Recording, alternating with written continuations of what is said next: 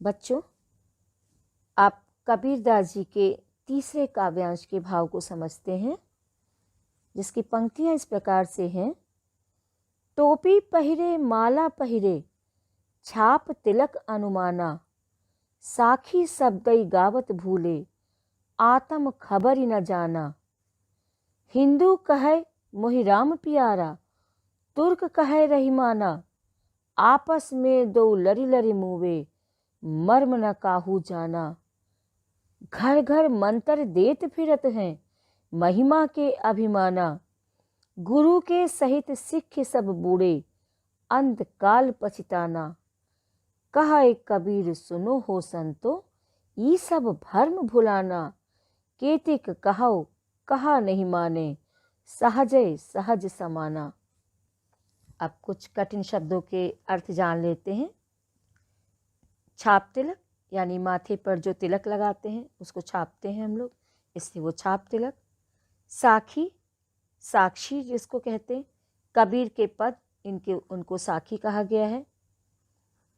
काहू यानी किसी ने, सिख शिष्य, बूढ़े यानी डूबना, केतिक यानी कहाँ तक, सहज, सहज यानी सहज रूप से, बहुत सामान्य रूप से।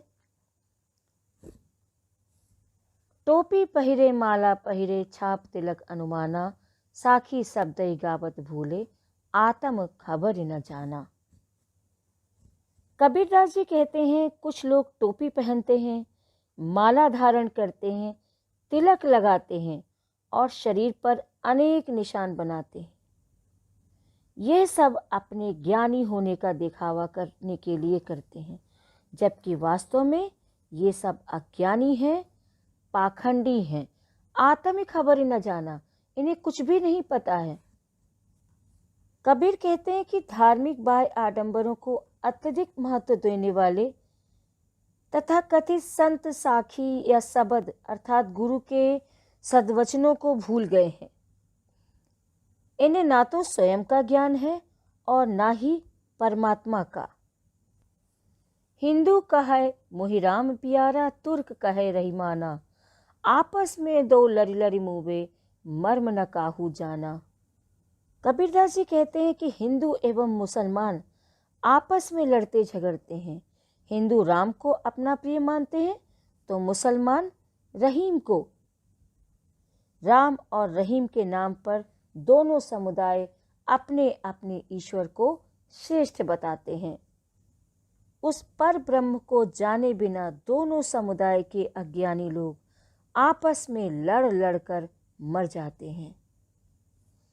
घर घर मंत्र देत फिरत हैं महिमा के अभिमाना, गुरु के सहित सिख सब बूढ़े अंत काल पछताना। कबीरदास जी कहते हैं कि ऐसे पाखंडी लोग घर घर जाकर लोगों को ईश्वर प्राप्ति के मंत्र बांटते फिरते हैं, किंतु स्वयं भौतिक सुखों के प्रति लालायित होकर अहंकार के कारण, अज्ञान के कारण उसी में डूबे रहते हैं। कबीरदास जी कहते हैं ऐसे अभिमानी गुरु अपने अज्ञानी शिष्यों के साथ भव सागर में डूब जाएंगे, लेकिन उन्हें परमात्मा के दर्शन नहीं होंगे। पर ब्रह्म के साक्षात्कार के अभाव में उन्हें सदैव ही पछताना पड़ेगा। कहे कबीर सुनो हो संतो, ई सब भर्म भुलाना, केतिक कहो कहा नहीं माने, सहजय सहज समाना। कबीरदास जी कहते हैं कि ये सब पाखंडी हैं जो माया के भ्रम में सत्य को भूल गए हैं। इन्हें समझाने का भी कोई लाभ नहीं।